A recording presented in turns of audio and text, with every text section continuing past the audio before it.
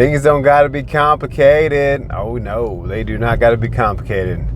All you got to do is get up and get it going.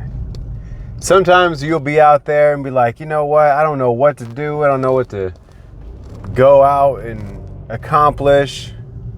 And a lot of people looking for that deeper meaning in life. Like, what do I do to find my purpose? What do I do to find what I'm ambitious about? And to those people, I'm going to say, I've always felt like that. I felt like that all the way into my 30s. Because for one, I never really sat down and thought about what it was that would be my purpose. I never even put a thought to it because it seemed so complicated, because I didn't know what it was. Like, I always thought, like, it'll come to me. It'll come to me. Well, I'm going to tell you this. To find your life purpose, understand that it won't just come to you with no effort, no looking, no nothing. It will definitely not come to you. That's why in the Bible it says, seek and you shall find, okay? So if you were seeking, you shall find your answer. There's no way to find your wallet if you're not looking for it, right? And that's just how it goes. So over the past, I would say maybe 2-3 years, I've been looking for my purpose and I've been seeking it. What is my purpose here? And I want to accomplish this purpose to where I can pursue it more. Because people always say, all the successful people always say, once you find your purpose in life, it's that much easier down the road. Like, you may go through some complications, this and that, but you ultimately will be on your way to something. And there's never smooth sailing. It's never smooth sailing. It's always going to be a bumpy road. It's always going to be ups and downs. It's always going to be these things. And the better you get acclimated to these types of issues, the better you'll be at this type of game. Because you got to understand, living this life, it's a game. And only the most efficient players win. I would say the best players, but it's not even the best players. Because it's not like you have to be super smart to win. You could be dumb. There's plenty of dumb people who have been successful because maybe they're just too dumb to quit. And I get it. There's people that will accomplish the most simplest things in life and feel like that's where it's at. I don't see the point of the train honking the horn when there's nothing there. Like, I mean, I get it, like maybe like once or twice, but it just feels like that was a little bit of overkill on that horn. You know what I mean? I'm just letting everybody know. Anyways. So I feel like the reason why people don't succeed is because of the fact that they give up on their shortcomings. Like right now, like I'm sitting here doing my YouTube right now, right? And I was like looking at my past few videos and I've watched a few other This Is How You Do It videos, and I'm like looking at it like I'm getting like 2 or 3 views per video whenever it was pretty good earlier.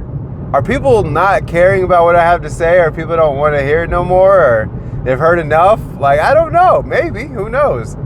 But that would normally flag me into a let's go do something else mode. And that what that means is like I would be like, all right, cool. I'm one of those guys that's like this is how it is with me, okay? If I see instant success, I'm like, yeah, that's the way, right? And then I start going and going and going. It's success, it's great, it's boom, booming. And then it goes, whoop. Oh, dang. Is it me? Is it something I'm doing? Should I do this? Should I try that? And everything I try doesn't work. And I'm like, bro. And then I start to freak out. And then I'm like, all right, time to abandon ship to make something else work. And that's been my entire life with everything I've ever done. And the reason why is because I'm thinking like, maybe it's just time to change the plan. But I never thought about like, maybe it's time to pivot the plan to maybe something very specific. So right now I'm talking to a very, very broad audience. And they say if you speak to everybody, you're speaking to nobody. And I want that to be not true. But I'm starting to get the feeling that it's actually true. That I'm speaking to literally nobody because I'm trying to speak to everybody. Which is crazy because I'm like, well, I don't know what my demographic is, like when it comes down to it.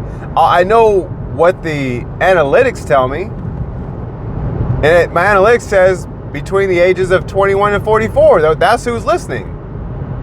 So if, I guess, my own people don't want to listen or want to tune in, then maybe it's time to, like, you know what? It's time for the clown show to come all the way back out again. And that's how I feel sometimes. Because being a clown is easy. That's the easy part. Garners attention, garners a lot of hate. But it garners attention. And it makes you feel like, you know what? They're not worth the real me. And at times I do feel like that. But I think that might be a bad way of thinking, you know? Like, I'm like, just because it's not been a long time. This is what is my second month of posting every day. There's people that go years, bro. Like, and I look at it like, I don't want it to take years. I don't want it to take years. Even though 5 years will blow by, and I will have been like, dang, man, I could have kept going, and I'd be 5 years ahead. Who knows where I would be at right now? That's what keeps me going right there, is because I've given it up before. And 5 years later, I'm just here. Like, think about this year right here. It was just January, and now it's almost December. The end of the year is already here. I'm pretty sure that 95% of the people who set out to do something didn't have time to do it. Because I was one of those people. I was like, bro, I'm grinding. I didn't even start at the first of the year. I started right when I said it. I was like, you know what? From here, I'm going to be doing this and yada, yada. Now, it is different from what I was doing. So I'm not here a year later like, oh, no, I got zero results. No. It's because I was doing TikTok, and that whole band came in, and there was that threw a whole wrench into the plan of TikTok. And here we are into the shopper season, and it doesn't feel like a lot of people are out there shopping anymore, man. I'm starting to feel like maybe inflation's actually hitting people, because I've seen a lot of spending, and now it's like, it's starting to really get to like the bare necessity spending. You know? I mean, what I'm carrying back here right now is not bare necessities, but at the same time, you're seeing a lot more people shopping for bare necessities, not just shopping for Jordans like there were last year and the year before. There was just a bunch of people out there shopping for just stupid things for no reason. And a lot of those people are feeling it now. So if you're feeling like you should just, turn it in and just try something else, try pivoting versus completely changing whatever you're doing. Because everything is a compound effect. Think about it this way. Let's say you're like, every day I'm going to invest into this stock right here, which is the most strongest stock ever. It's not going to go out of business. Just the most solid stock you can put your money into, right?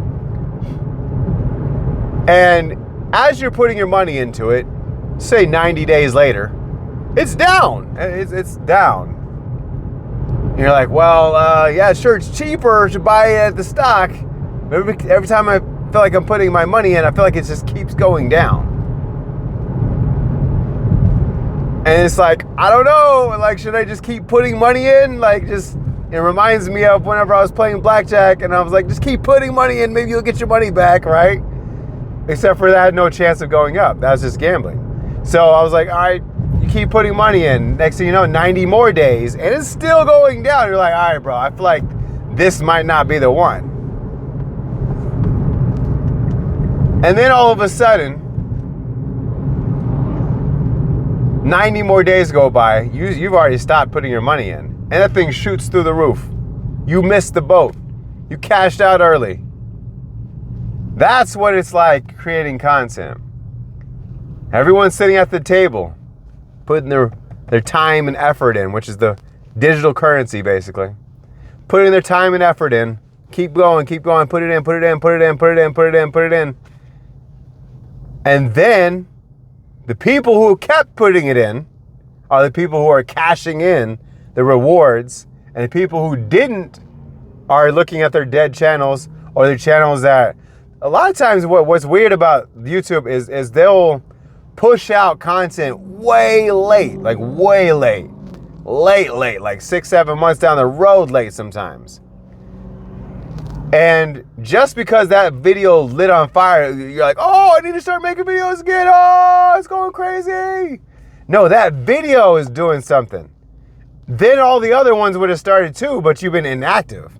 And the algorithm recognizes you've been inactive. So when you post your next video, it doesn't get like a lot of views. It gets like this many views. Because you didn't continue to put your time and energy in. So as a message to all creators, no matter what you're creating, you got to put your time, effort, and energy in continually, even though it's free. Because then you'll respect it more. When it comes overnight, or it comes in the first year, or if it comes in the first 3, 4, 5, 6 months, a lot of times you won't understand and appreciate what's coming in, and you'll squander opportunities that you would normally take advantage of. This is my message for you. Take it from me, a guy that could have started something when I was 18 and would have already been 20 years into it by almost 40. Come on now. I know I'm talking to somebody. So I appreciate you if you are watching this video, especially if you made it all the way to the end. And yeah, make sure you hit that subscribe button. I appreciate you. You have a good one. Peace!